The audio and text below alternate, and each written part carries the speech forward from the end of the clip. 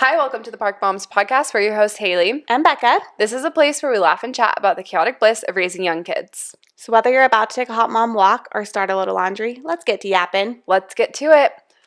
Okay, this episode we're really going to try hard not to say like because I am not signing up for that. It is no. Last week we sound uneducated.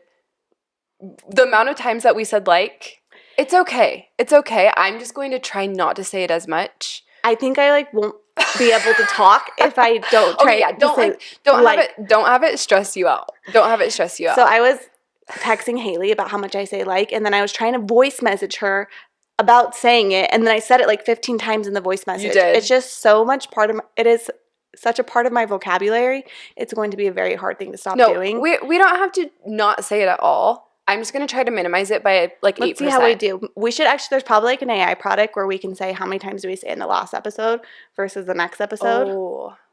New Year's resolution. Just kidding. I actually can't handle any more resolutions. Now that we're halfway through January, how are you feeling about your resolutions? Well, I don't really have very many. So yeah, you were more of a vibe. I'm more of a vibe, and I don't know what it is about this year. I've been talking to people about this. Is it where the holidays landed this year? It's do you realize that January is a week and a half away? It's almost over. It feels like it just started. And I don't know if it's because the whole first week of January we kind of had off of school and stuff like that. But anyways, I've also been sick. So I feel the first half of January I was all right, let's go. Let's get it. We're going to get our goals. And then life was sit down. You need to sit down. You're going to get sick. Your kids are going to get sick. You're going to be good for 2 days. Then you're going to get sick again. And then friends are sick. And so, I don't know, January kind of sucks. How are you going to even do your resolutions when you're it's basically over and you're sick? I had influenza last week. And I understand why people in the olden days died from influenza. Because I would say I'm a tough person. Yeah. But I was in bed laying there this is how I die. This is how I die. I couldn't move. Every part of my body hurt. And luckily I got over it in 3 or 4 days. But, man, that was rough. It is sick season, and especially where we are, I just feel like everyone is getting sick, and we're catching everything. Yes. So, we're both feeling pretty good now, though, so that's good. No, we're feeling good. We're on the up. Where's wood? Knock on wood. Knock on wood. Find some wood in the house. Break your frame. You have a lot of wood in here. Yeah. It's just not accessible to me. Okay. So, any updates? What's going on with you? Tell me about your day. You went skiing with all three of your kids. Okay, we took all 3 kids skiing, and it was fun. We were making memories, but it was hard. Have you taken all 3 kids of your 3 of you? We haven't yet. I've taken Colson and Walker, so the 2 oldest when we didn't have our baby, and I just sat at the bottom and played with our toddler. Yeah. They didn't even try skiing, but actually I was impressed. They looked pretty good on the videos. This was our setup today. My husband held my 1-year-old in a backpack, and then we had my 2 toddlers, which are almost, I'll say 4 and 5. And it was good, but getting up there took so long. The amount of just work that it takes to pack all of the stuff, get them up there, not to mention buying all their gear this year. Mm-hmm. But it's an investment. We are a ski family. It's an investment. I know, at least I'm crossing my fingers, that they will thank me for this one day, because I know so many adults that live in our area that are I wish I grew up skiing and that my parents took me skiing. So they're going to love us for it, right? Yeah, I think they'll love you for it, for one. It was freezing. It's freezing. And I think it's just getting them up there, and whether you're actually getting several runs in or if you're just exposing them to the experience, at least you're getting out there. Yeah, and to be honest, neither of my girls cried while we were skiing, which was amazing because it was snowing. The snow boots are uncomfortable. And I should say, I taught ski lessons for 4 years of the ages of my kids now, and I was thinking about it today. I used to have a class full of 5 4-year-olds that I would teach. And I'm how did I do that? How did you do that? I was in college, so I was just young and nimble. But today when I was just teaching one, and sometimes I had both of them, I was I am exhausted. This is exhausting. I also feel the ski instructors are very chill. I think that's honestly why the kids are good. If you notice, they don't really help them that much. They're kind of just well, you can't. There'd be times where I would be down at the bottom of the hill with 4 of the kids, and one would be up, stuck at the top of the hill. I wouldn't leave them at the very top, but they kind of have to figure them out. It's survival out there. Survival. For those kids. That's how you learn. There were a few times today where I saw an instructor with a class of kids, and one kid would be fallen over, and I would go and help them and just be this is karma, because I would have people help me It was a great college job, and it is nice now that I can teach my own kids and kind of have an idea of what I'm doing. But it was a lot. I'm tired right now. Yeah. So between the sicknesses and all of that, I feel like we've been tired. Both of our husbands also are going on like big trips. Yes. And so Sam, my husband, just left for his, and it was like kind of a chaotic morning. It's just a lot when like you're on your own. I really like feel for like single parents when you're doing like the mornings and the night shift and, you know, managing it all. Yeah. And this morning it was dumping snow where we are, and I was like trying to get out the door, and it was just extremely chaotic, and it was just such a little blessing. I came home from where I was going, and someone had just shoveled our driveway and our sidewalk, and it was so nice. I have no idea who did it. I'm sure it was one of our amazing neighbors, but it's just like crazy how those little things like feel so impactful and meaningful when you're already like really overwhelmed. Have you ever shoveled your entire driveway? I don't think I've ever shoveled. All the feminism leaves my body as soon as it snows. I'm like, oh shoot. Like, I've never used a snowblower. And we live in a place where we get so much snow. We live in the mountains. And I wouldn't know what to do. So our husbands are going on the same trip essentially, but not together and not at the same time. So we're supporting each other. Through this time. And Becca is, what do they call it? Solo parenting this week. Mm-hmm. So everyone send her the good vibes because she's going to need it. Send the good vibes. My husband did do one like pretty cute thing, and it's actually working. So maybe this is a tip if you're solo parenting. He created these like charts for both of the kids, the older ones that can understand it. And every single day they get to like check off boxes. There's 3 different boxes of 3 different things they have to do. And if they get those boxes, and they get like a pack of Pokemon cards, which is something my kids are interested in right now. And so every day they're like earning those, and then it's like a countdown for when he comes home, but it's also like a way for me to like motivate them to pick up their toys and be kind to each other and all the things. It's actually working. That's so cute. Did he think of that all on his own? Yeah, I just came home and he had bought everything and had it all written out, and I was like, oh, that was nice. I love that. Camden, if you're listening to this, that would be a great idea to do when you go on your trip. It is crazy how those little things make a big difference. Yeah, they do. And we are not against bribes in this house. My kids are they love accomplishing things. Goal-oriented. They love rewards. They are actually just mini versions of you. Actually. Speaking of being ambitious, no, I was actually just telling Haley, because I have a really like cute friend who's also like super type A, who just recently started an Instagram, and the Instagram page is 5 friends faves, and it's like just all of their favorite things. And anyways, it's darling. And I was just talking to her, I'm like, it's so cool to see so many like amazing women going and starting a business and like trying to make it, you know what I mean? And whether if it's just for like their own interests or just like they are trying to make money, whatever it is, like it's like I have always felt like, why not me? And I also love when other people have that same mindset. I am the friend who has started plenty of businesses, and I get nervous that people are like, oh my gosh, another business. Even when we were starting this podcast, I was like, are people thinking, oh, here she goes again? And I've probably started, I don't even want to say how many businesses, but some of them have been successful, some of them haven't. And it's so cool to see the friends that do show up and just like cheer me on, even if I have started multiple businesses. So if you have a friend who's starting a business, go and share, or you don't have to buy anything. Like if it's a shop or something, just go like, comment, share, support. Because as women, we're so critical of each other, but it's important just to be supportive of all of the women and moms starting businesses out there. It's so true. And I just feel like everyone has to start from somewhere, and like all those big successful people, they all started somewhere smaller. And so whether it's you that's nervous to like go make a first step and start a TikTok, which who knows if that will even still be around, but whatever it is, like don't be nervous, and like everyone's cheering you on. And then I think it's also a good reminder to like show up and cheer people on. I feel like it's almost like, it's not that you don't want to, it's just you are like, oh, it's probably not that big of a deal. Yeah. But I will tell you, it's to the person who's starting the businesses, who's starting a podcast, it is such a big deal. Yeah. So if you want to share about us, or you want to share about this cute new account. Easy way to slide in and say share about us. No, but I actually felt that I've started a few businesses too, and it is kind of crazy like how meaningful, especially in the beginning, like those people showing up is. So anyways, shout out to her. Always very impressed when people go and like try something, and it's totally nerve-wracking, but like I feel like anyone should and want to like do whatever, even if it's a hobby or whether you're trying to run a marathon. And like we just need to be there as women and as moms, like cheering each other on and stop being so critical of each other. Yes, I know. It's easy to criticize ourselves and other people. Yeah. Anyways, So motherhood. today our topic and what we're going to be doing our episode on is romanticizing motherhood. And this is a really good thing because some days are freaking hard. Yeah. Some days are hard and you're truly trying to get through it. But these are a few things that I've implemented or I've wanted to implement or you've implemented that really can help you not just get through the day, but enjoy the day and enjoy the process of motherhood. Even though it is hard, doesn't mean it can't be enjoyable. So we just want to share a few ideas today of ways that you can do that and ways that we're doing that.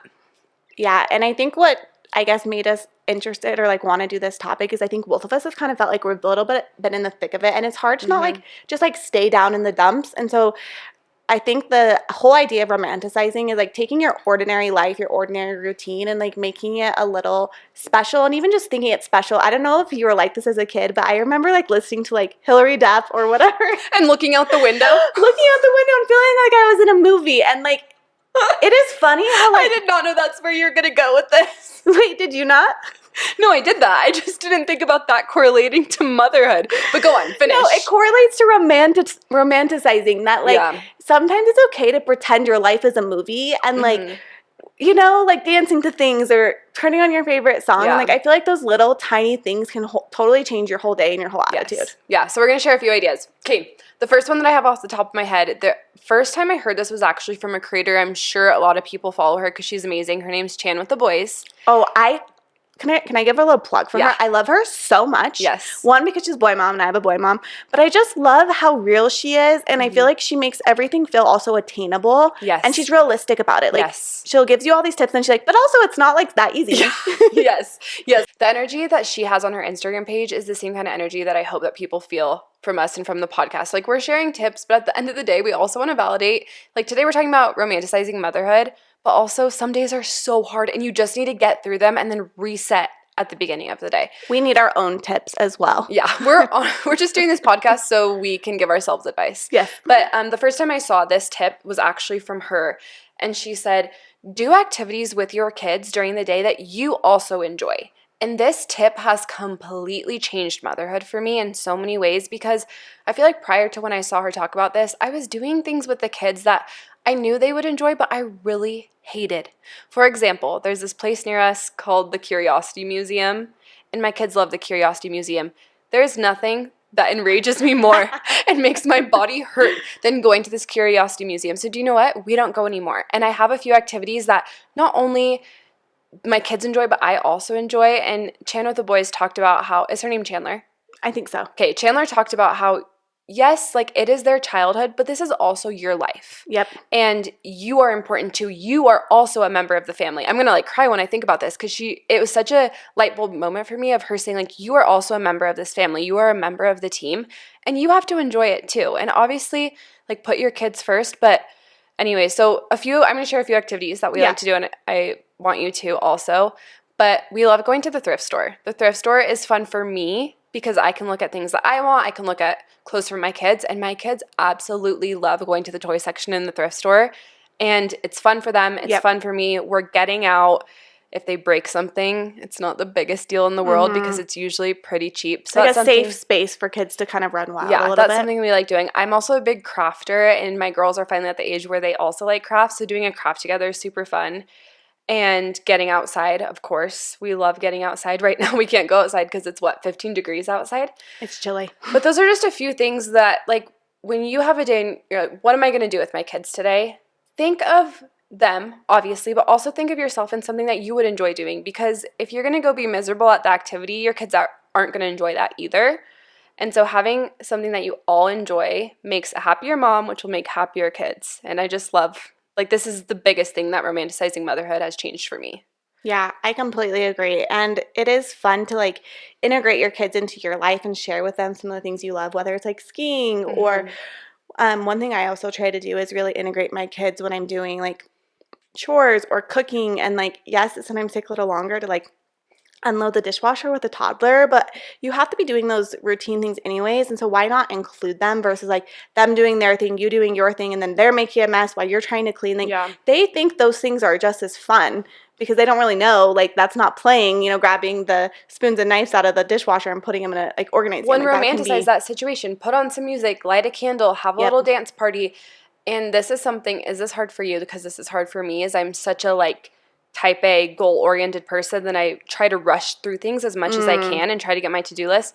And so lately I've been really trying to slow down with this process. For example, I love making sourdough.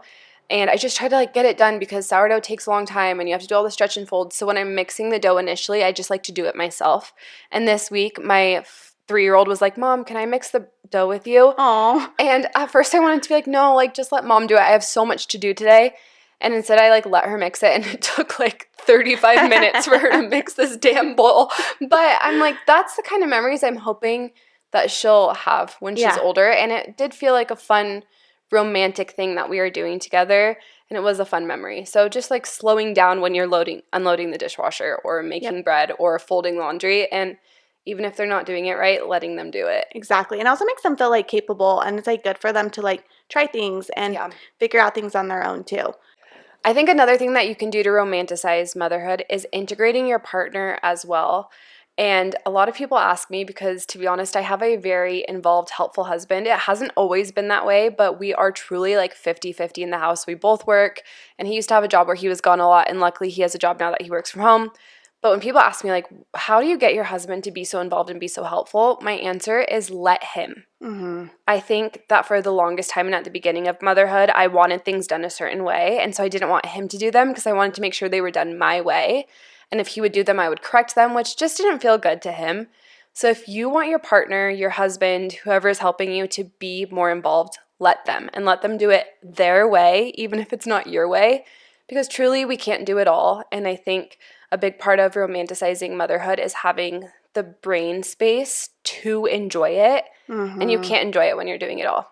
I love that. And I think that goes for both like your partner, people helping you, like teachers. Like there's a lot of people who help raise your kids, and like we really should make it more a community versus like you owning everything. And I think a lot of that is letting go of a little bit of control and also letting them be influenced, obviously in a safe way, but influenced by those around them and other adults, and like getting that exposure. And like my husband and I could not be more different in how we hang out with them. Like I'm more like books and crafts, and he's like play. Like he'll do imaginary play. He tells them stories. He's very big on like roughhousing and things like that. And that is not enjoyable for me at all, but it's kind of nice because they get like that well-rounded experience from both of us. Totally. No, I think that's actually better because you're creating different experiences with different people, which in turn, like you said, is going to create well-rounded kids.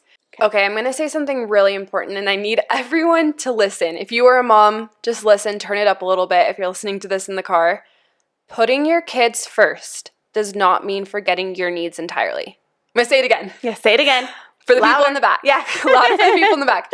Putting your kids first does not mean forgetting your needs entirely. And I am guilty of this. There's been times where I am not taking care of myself because I'm just constantly putting my kids' needs first to the point where I'm not ever getting ready. I'm not showering. I'm not taking care of, I'm not working out. Not eating. Not eating. So that's a big the thing. Basics. Yes, the basics. So just remember that when you are feeling overwhelmed, just take a second, take a shower, put on a cute outfit. That's something that romanticizing that you can definitely do, and something that I need to be better at is getting ready every day.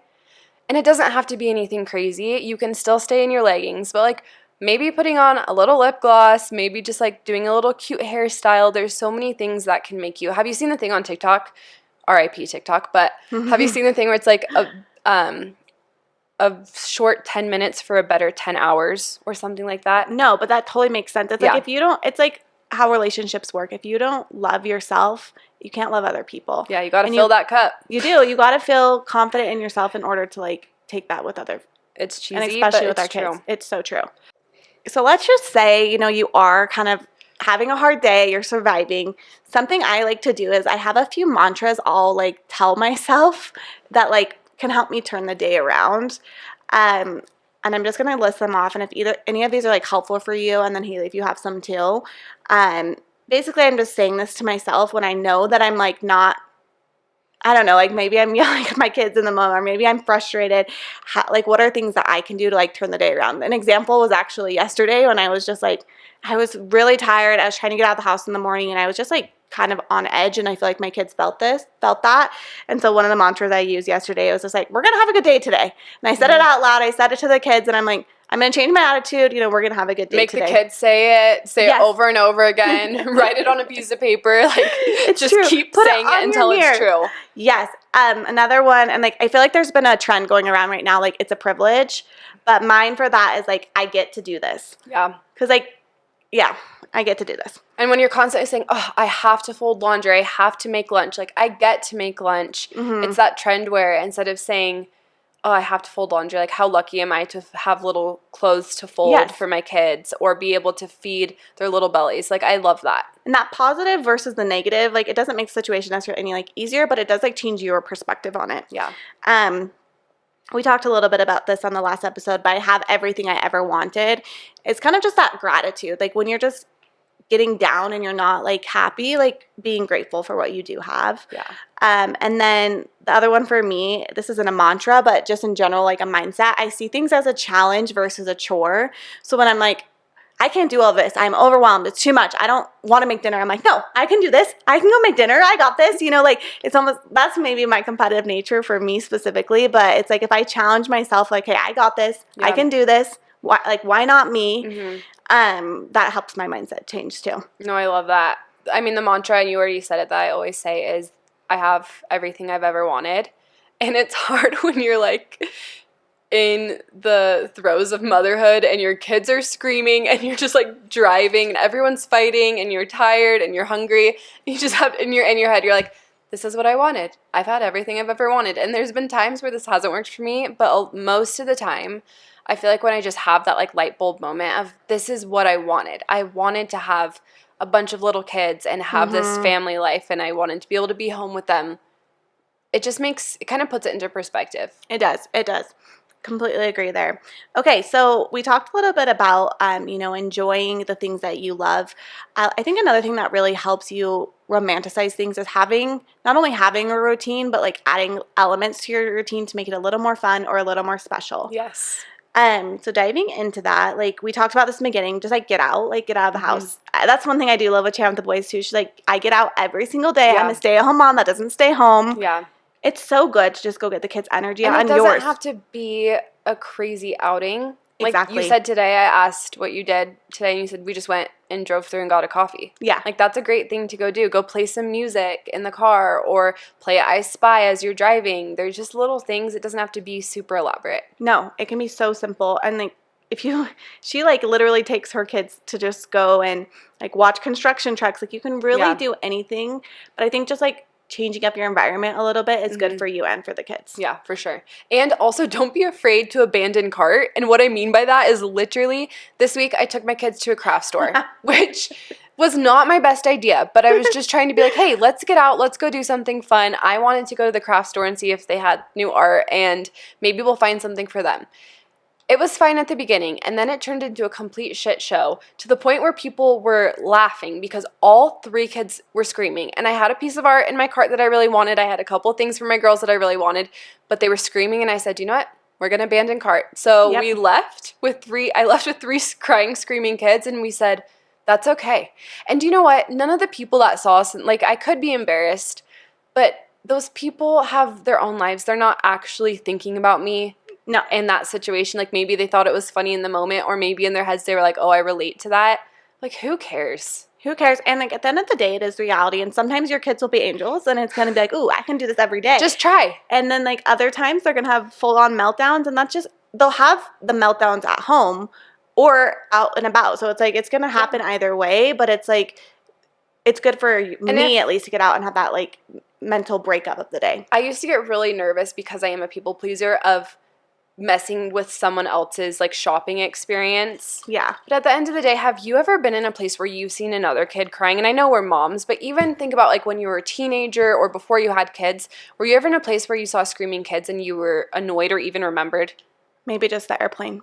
Okay, yes, that's a different situation. That's a whole nother podcast episode. But I'm just saying, like, I agree with you though, 100%. stop being embarrassed if your kids are screaming. If someone's getting annoyed by it, that kind of says more about them than it does about you. And they're probably just grumpy. Obviously, your kids need to be respectful and don't let them just, I mean, in my situation with Hobby Lobby, it's like they started crying and I immediately took them outside. It's not like I just like let them scream. Obviously, be respectful, but also don't let that hinder you taking your kids places because your kids get to take up space too.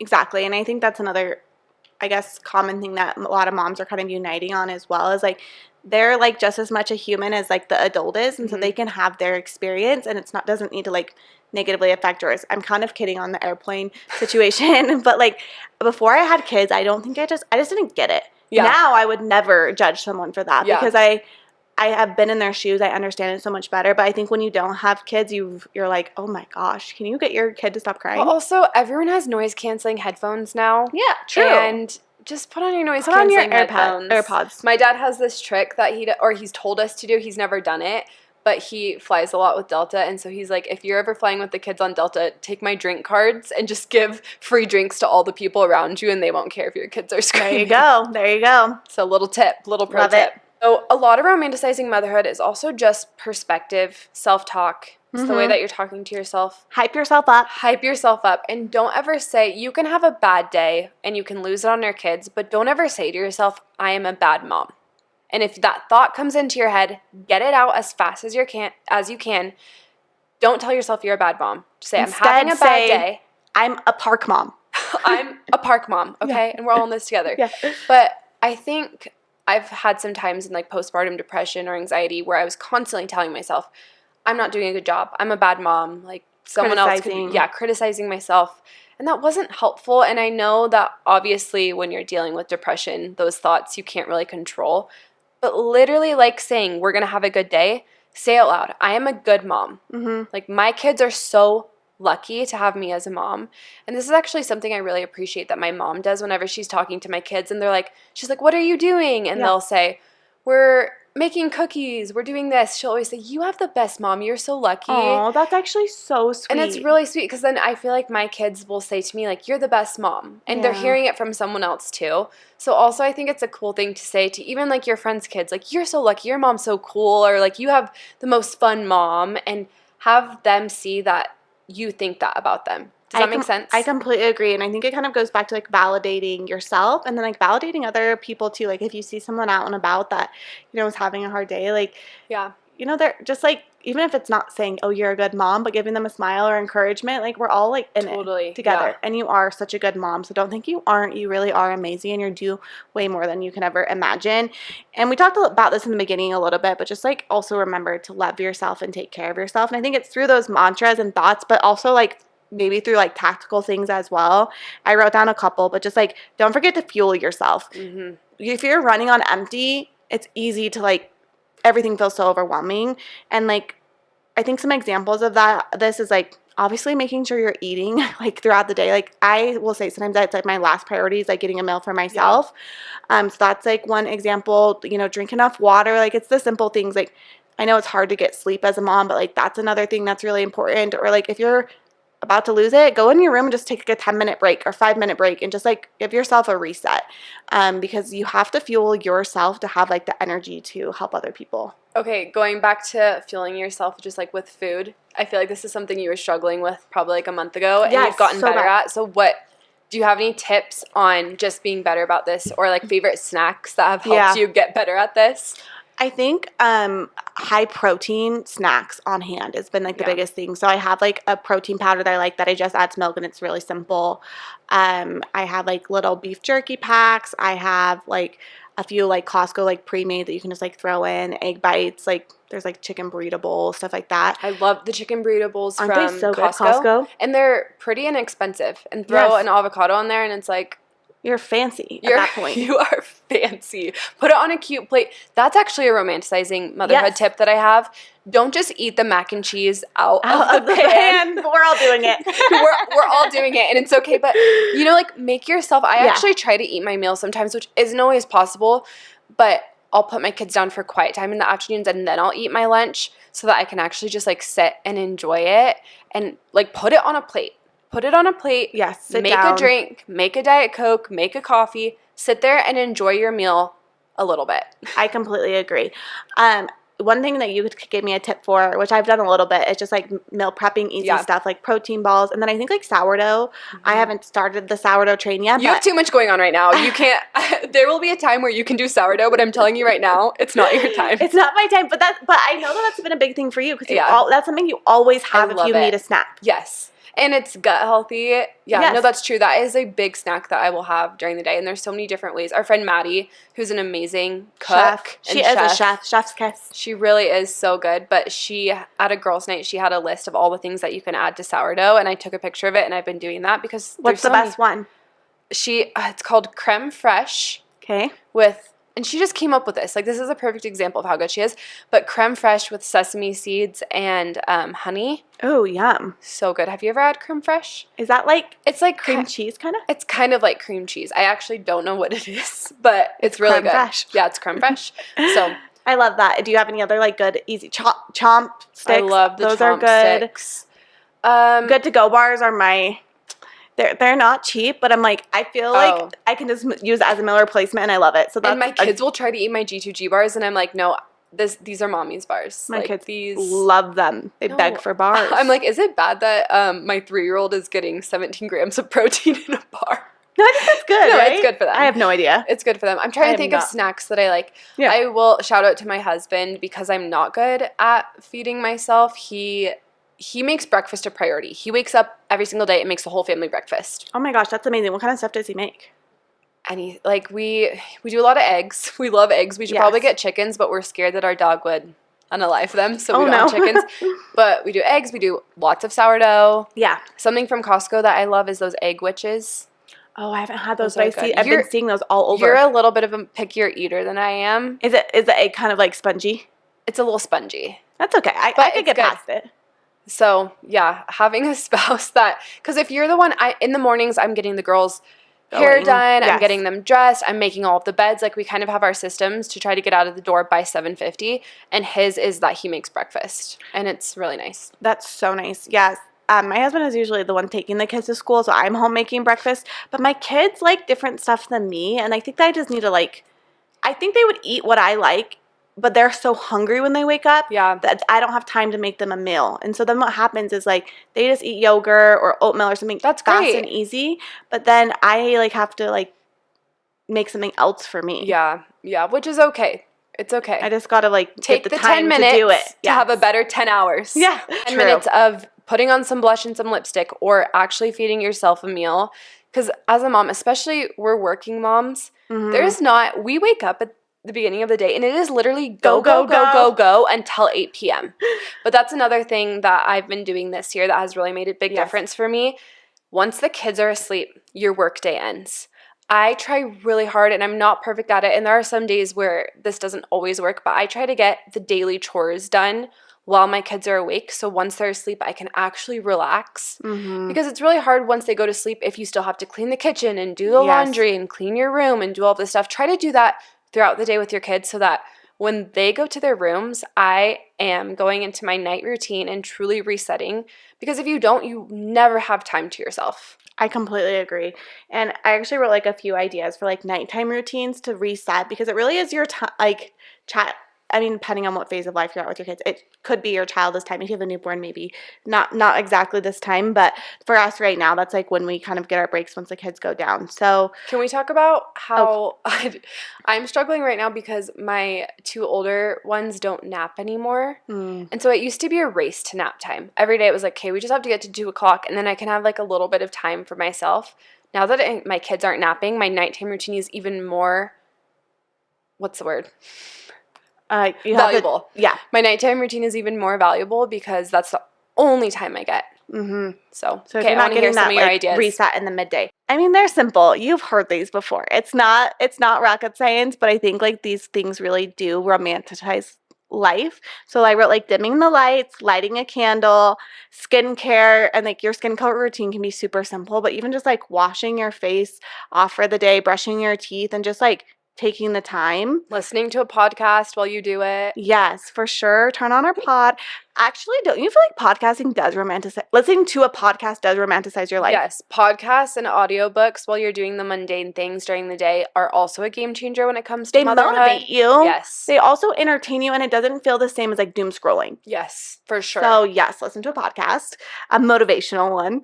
And then this is my idea actually for when Sam's out of town. I haven't done this yet, but my sister got me this like really cute watercoloring book, and I'm not very artistic, but it basically is like, it's almost think like paint by number, but it's just like a design, and then you can just like color it, and it shows you an example. And so I'm in a watercolor while watching a show rather than like scroll my phone while watching a show. And I'm like, I feel like if you can just not be on like two screens, you're like good to go. But also sometimes I love the little screen and the big screen.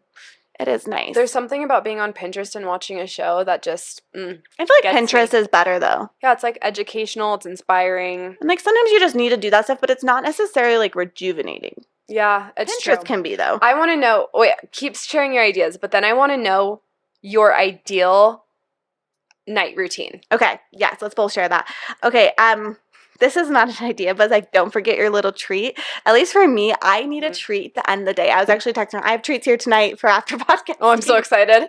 Are they the cookies? Well, I have a few options with the cookies. I also got these new like JoJo bars. Have you had those? They're new. They're new ones with the hazelnut filled ones. No, I saw them at Costco though, and I was this close to buying them. You can try them, see what you think.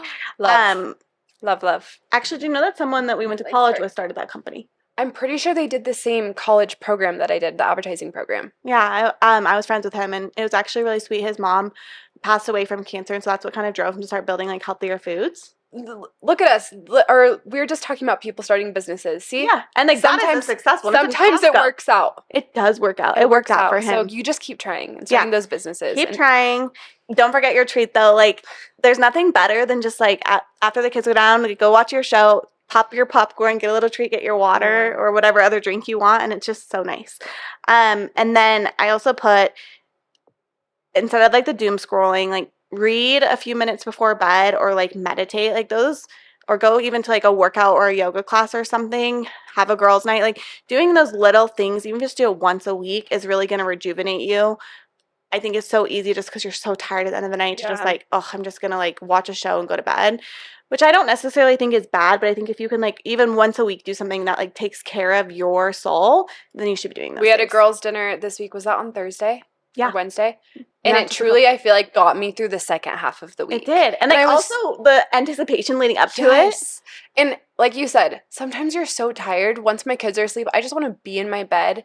But like getting ready to go to dinner and have adult conversation, go to the girls' night even if you're tired. Just go. It will be worth it. Agreed.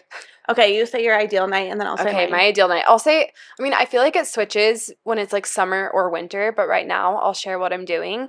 So as soon as the kids are asleep and the house is clean, I like to either take a bath, which I'm obsessed right now with these magnesium flakes. Have you seen them? They're in like a blue bag. I give them to friends postpartum. Because I love Dr. Teal's. It's not Dr. Teal's. I also love Dr. Teal's, but they're magnesium flakes. Maybe I'll post a link. And then I have a red light, like a big red light panel. So I'll put the red light in the bathroom. Amazing. Take a bath in my magnesium flakes, and sometimes I'll scroll on TikTok. I'm going to be honest, or I will read on my Kindle. Do you listen to podcasts? Usually I don't, because I more listen to podcasts and audiobooks throughout the day, and so I'll do that. So I'll take a bath, I'll get out, I'll do my skincare, and then I'll watch a show with my husband, or we'll read in bed.